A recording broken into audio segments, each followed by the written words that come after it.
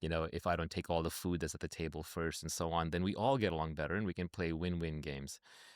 In game theory, the most famous game is Prisoner's Dilemma, but that's all about everybody cheating. And the Nash equilibrium, the stable equilibrium, there is everybody cheats, and the only way you can play a win-win game is if you have long-term iterated moves.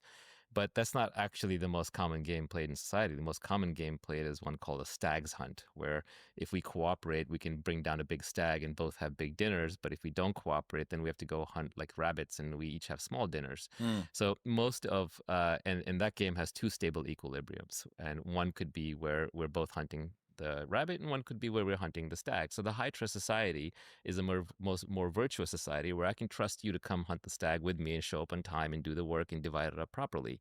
So you want to live in a system where everybody has their own set of virtues and follows them, and then we all win. But I would argue you don't need to do that for sacrifice. You don't need to do that for other people. You can do it just purely for yourself. You will have higher self-esteem. You will attract other high virtue people. Would And if you're the kind of person who long-term signals ethics and virtues, then you'll attract other people who are ethical and virtuous. Whereas if you are a shark, you will eventually find yourself swimming entirely amongst sharks, and that's an unpleasant existence. It is about trading off the short term for the long term. Are long-term selfish reasons to be virtuous.